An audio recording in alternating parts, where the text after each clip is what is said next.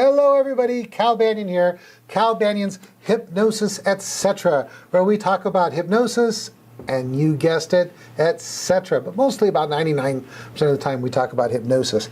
Anyway, if you're watching this video or listening to this audio form of this video anywhere except calbanyan.com, you want to go there right now, because right below this video on calbanyan.com, right down there is additional text, graphics, links. It just makes it much more valuable. But if you can't do that, go to iTunes, get it loaded up on your iPad, iPod, iPhone, whatever the I come up next with.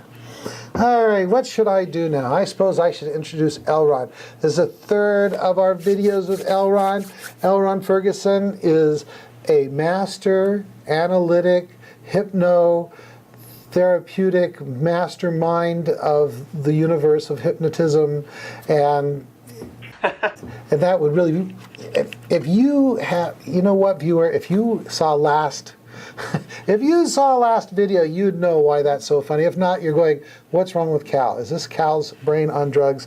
Anyway, he is an individual who came to our center about 2008, already a successful hypnotist, came down, went through our advanced training, and then through our internship program. I think he was one of the last people to go through our internship program. And now he's just an incredible hypnotist. He works at our center, sees lots and lots of clients, and I'd have no problem at all. In fact, I refer clients to him all the time. How you doing, L. Ron? I'm doing good, Cal. Hey. And let's get one thing straight. I'm not just one of the last, I am the last intern. Okay, you're the last. The last intern. So far. Last but not least. It's going to be on my tagline. Hi, I'm L. Ron Ferguson, the last intern. Except no one would get it. Except you guys. That could be a movie, The Last Intern. Exactly. Which I think is awesome.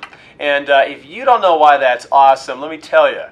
Cal is the founder of 5-Path, which, you know, I've been studying hypnosis for quite some time now. A lot of different things about how the mind works, how to help people.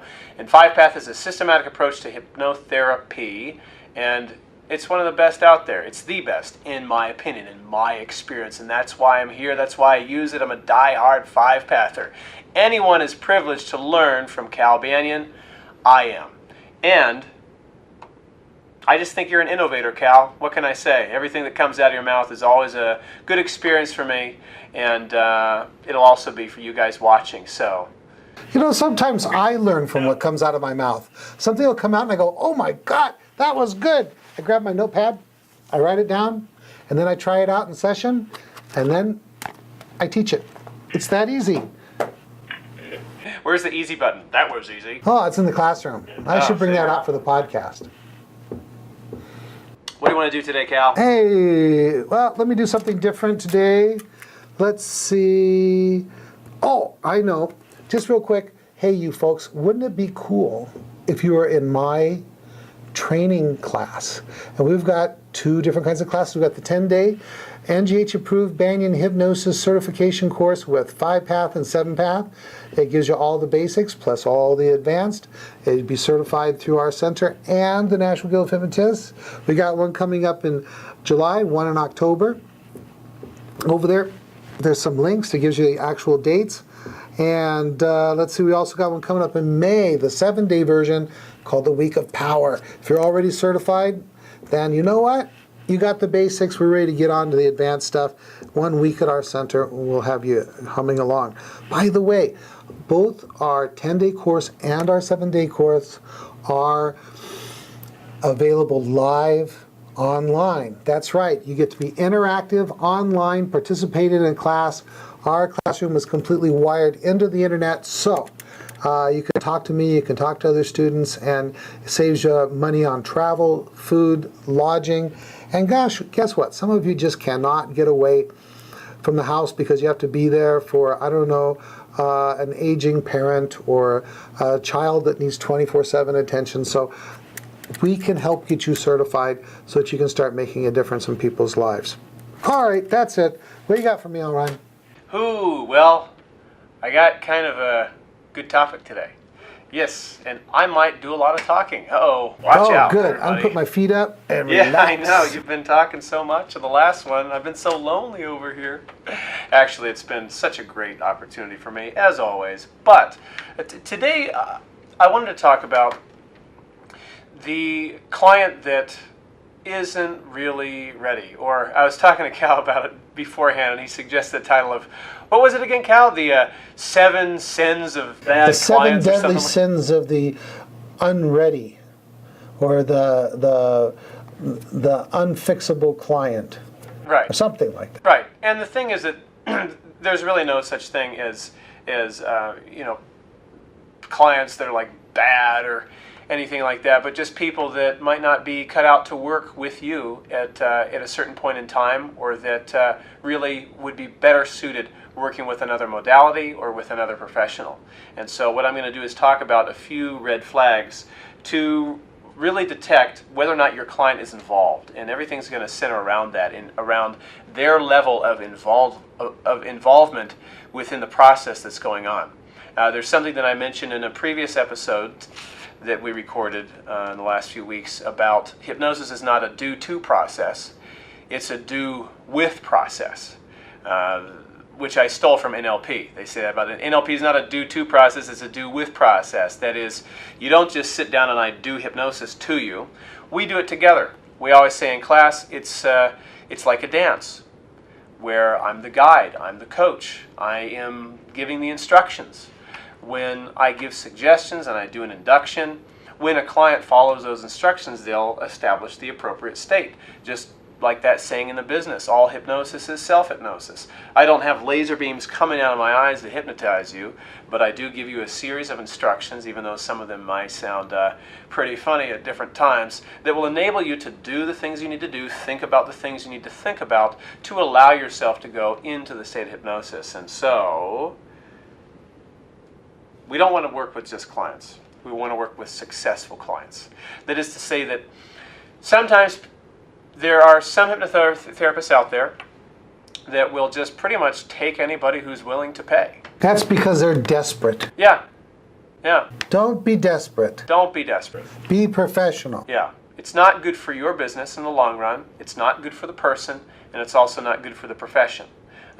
When somebody wants to come in and say, I want you to make me go to work and not remember work because I feel really uncomfortable being there. I just want you to brainwash me.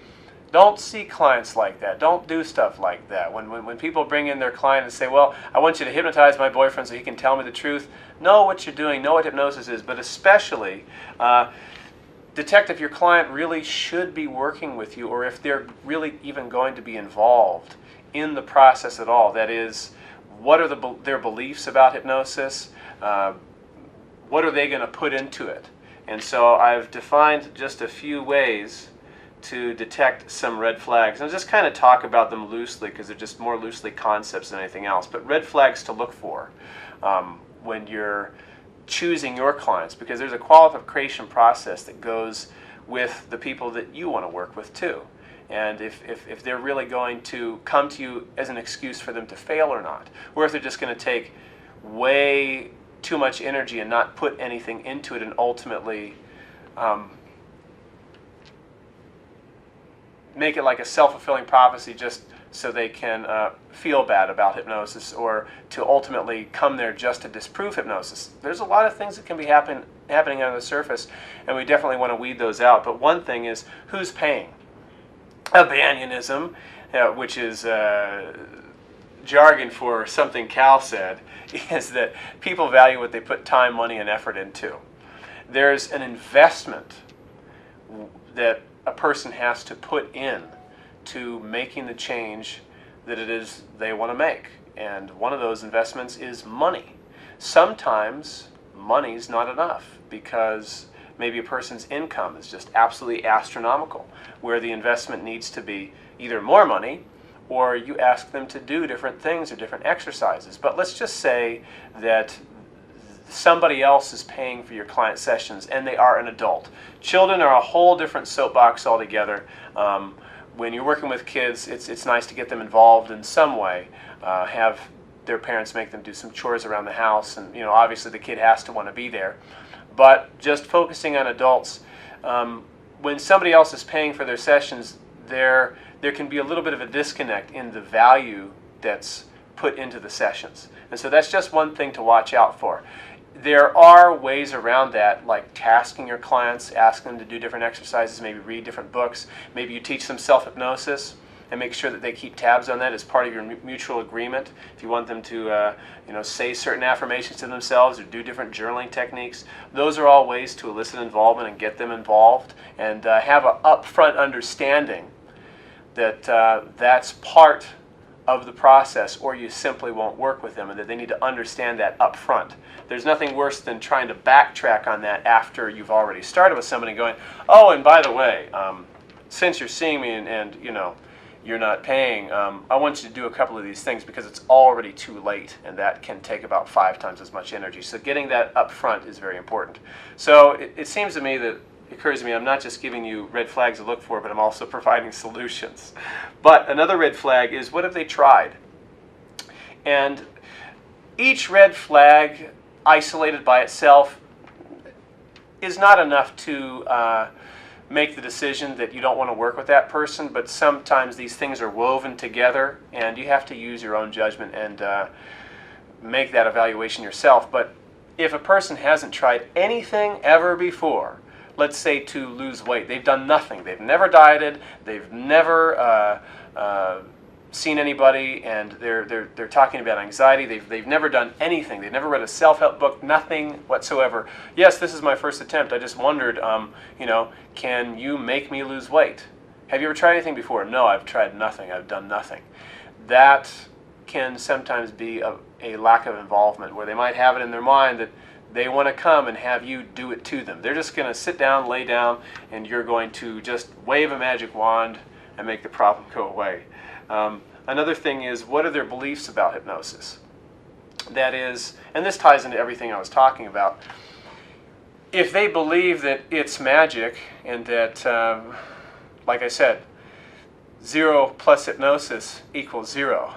If they say want to get over sugar addiction, and this is a true story, by the way, and they go, well, I'm just, I cannot eat sugar for like 3 or 4 days with willpower, but what I want to do is I want to come to you and see what it does to me, and see if I am going to feel like not eating sugar after that. And then client comes back and they go, yeah, I'm still about the same, because I just really didn't I didn't find myself wanting to not eat sugar. And I said, well, about how much effort have you been putting into focusing on this health goal of eating more healthy? And they go, well, I just wanted to, come to you and see what it would do to me. I go, oh, okay. Wait a minute here. Let me tell you something. 0 plus hypnosis equals 0. Like, if you got about a level 6 that you put into it on a scale of 0 to 10, and we can pump that up to a 9 or a 10 or a 8 or a 9. But, and that's going to make you successful. Maybe level 5, we can bump that up to an 8 or a 9 or a 10, okay? But if you put in 0, well, 0 plus hypnosis equals 0, because all I can do is strengthen the resources that are inside of you. Does that make sense? And made so much sense to them, they realized, oh, wait, it's not magic. And it was one of those situations where it was really something that I should have pre-qualified beforehand. So I make these mistakes so y'all don't have to with stuff like that. And another thing to watch out for is just how skeptical a client really is. Now, they're going to be skeptical when they call you up sometimes. Okay? Sometimes they have other people in their family that are really, really skeptical, and they're having to overcome the beliefs of the environment just to come see you. Sometimes people come see you and they keep it secret.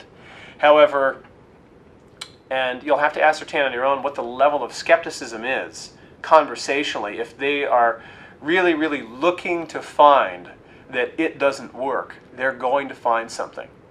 That is, if they're coming to see you looking for reasons that it probably won't work, no matter how good of a hypnotherapist you are, they're going to find a reason they weren't hypnotized. No matter how good of a pre-talk you do, if they still in the back of their mind have this thing that just says, I just really, I don't believe that this is really going to help me. I mean, I'll see how it goes. I mean, but I just really don't know about this. If they're not sold on the idea as really being an option for them to a certain degree, it's a form of cognitive bias, and they will find something. And so it's your job to get on the same team with them and say, I really understand what you're saying, but I just want to let you know, if you're looking for reasons that you're not hypnotized, you're going to find them. And I want you to really commit to this process. I know that this works. Don't take my word for it. If you need to do your own research before you come back and see me on hypnosis and how it's medically proven, all this other kind of stuff, then go do that. But there's only so much time that we can spend convincing a person that hypnosis really works. Obviously, you want to do good quality work. Okay, if there is a response like that where somebody says, well, I just don't feel like this is working for me, that can be a different issue altogether. What I'm saying is a totally different thing, where there's just this unending skepticism that is upfront and continuous. You want to be able to find out that that's there. If you can't get rid of it, say, well, you know what, it seems like you just really don't want to do hypnosis. If you're this skeptical about it, I just kind of question what your involvement's going to be. And then they can either talk you out of that, and that'll give you some leverage with them, or they'll say, yeah, maybe I will think about it a little bit more. Because we don't want to influence somebody to come see us that's just really not ready, or is not going to be involved or taking a responsibility for that change. When you talk about this skepticism beyond reason, in my experience, that's usually motivated by them having some gain by hanging on to the problem or disproving hypnosis. That's really the only reason I see this skepticism beyond reason continuing after you've made a good attempt at giving a hypnosis pre-talk and that kind of thing. What do you think? Yeah, I absolutely agree with that. There can be definitely secondary gain. The problem is giving them some benefit, or sometimes a person has tried everything else and they want to try hypnosis too, and it even won't work for them either because they're special. That can happen. Their mind is so strong that no one could ever hypnotize them. They've bought into that idea, and maybe they've already told people, they've put some time, money, effort into the statement, oh, no one's going to be able to hypnotize me because my mind is so strong. Once they've made that public statement, there's almost no amount of education and truth that can overcome that belief. I agree with that, Cal. Yeah, and just that overlying question, you go, does it work? Like, does it really work? And you go, yeah, it works. That's why I'm here. I mean, that's the whole setup, right? And they go, yeah, but seriously, does this stuff work? And once again, there's that line in the sand somewhere. If they're looking for an out, give it to them. And if they take it, then great. If they don't, then you got a great client on your It never ceases to amaze me. I'll meet someone, Cal, what do you do for a living? Oh, I'm a hypnotist, and I have a school of hypnotism, and I write books on hypnosis and that kind of stuff. And look at them and they go, does it work? What am I supposed to do? Say, no, it's a fraud, and I've made $1 gazillion. Of course it works. I just want to strangle them. I know what you mean. Does it work? Oh, yeah, actually. Oh, I'm sorry. It only works for people of normal intelligence. Yeah. So, you're out. Exactly. Oh, we're goofing off here. Good. How are we doing on time? I think we're out of time, Cal. Oh, my gosh. That went quick when I don't do anything. Good job, Elron. You really carried the weight in that episode. Thanks. All right. Wrap it up. Okay. Well, thanks for joining us here today. Look forward to seeing you next time. If you want to learn more about what we do, well, one thing is check out the archives on this site, calbanyan.com. We got hundreds of videos. We give away a lot of great hypnosis training. There's some gold, platinum, and diamond nuggets in there. And in my spare time, sometimes I go look at myself. If you want to know more about hypnosis training, check out hypnosiscenter.com. There's some schedules there. Also look at hypnosis.org. There's different products. There's all kinds of resources that can help you become a better professional and ultimately move our whole profession forward to a greater potential.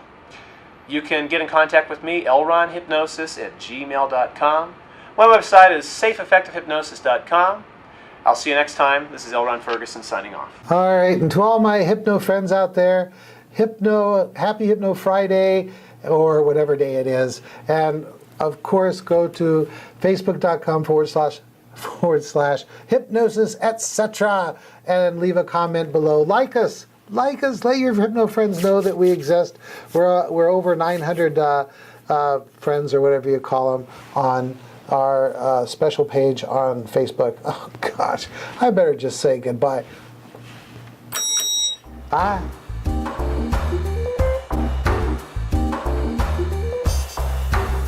This recording is the property of Cal Banyan and the Banyan Hypnosis Center for Training and Services, Incorporated. All rights reserved, for private use only, may not be duplicated without permission. For contact information, go to www.hypnosiscenter.com.